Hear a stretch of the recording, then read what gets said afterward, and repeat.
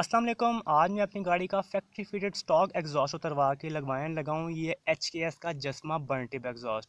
इसमें 3 साइज़ आते हैं, स्मॉल, मीडियम, लार्ज, और ये सबसे बड़ा है, लार्ज साइज़ है।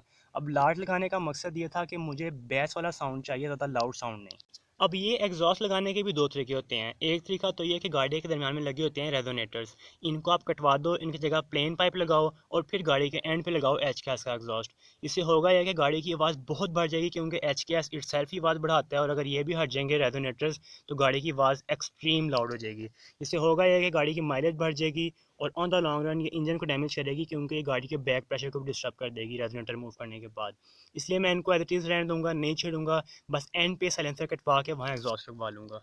खैर, इसको उतरवाना काफ़ी सिंपल होता है। किसी भी सेंसर वाले के पास ले जाओ, वो गर्म करके इसको काट देगा सराउंडिंग से, और जो रबर्स होते हैं इनके, उसको उतारने के बाद ये सिंपली बाहर आ जाएगा। इस तरह इसमें कोई रॉकेट साइंस नहीं होती।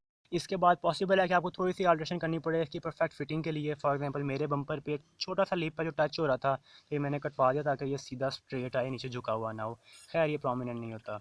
इसको कटवाने के बाद परफेक्ट फिटिंग बैटरी थी, और जो इनलेट होज होती है उसको थोड़ा सा बेंड किया था, ताकि जो एक छोटा सा पीस लगना पाइप का वेल्डिंग के लिए जॉइन करेगा दोनों पाइप्स को, उसमें कोई कहीं से गैप ना आए।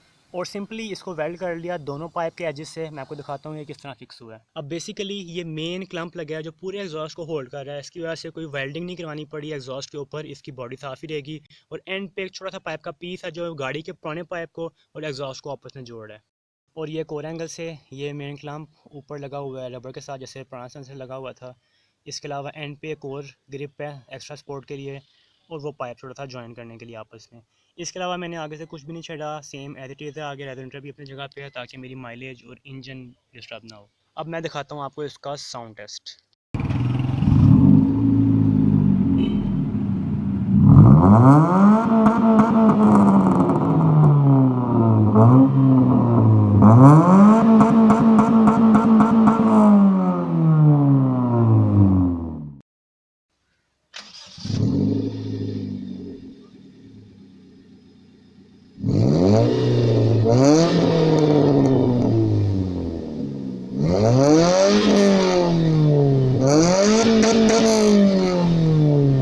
तो जी, ये था साउंड टेस्ट। अल्लाह का शुक्र है मैं काफ़ी सेटिस्फाइड हूँ इस साउंड से। मुझे पहले टेंशन थी कि मैं मीडियम लगा लूँ, लार्ज ना लगाऊँ, लेकिन एक भाई ने मुझे सजेशन दिया था कि अगर आपको 1300 सीसी पे लाउड नहीं चाहिए, बेस चाहिए, तो आप लार्ज लगवाओ। मैंने वैसा ही किया और अल्लाह का शुक्र है बिल्कुल मेरी रिक्वायरमेंट के मुताबिक साउंड मिला मुझे। बेस है और एक्सट्रीम लाउड नहीं है।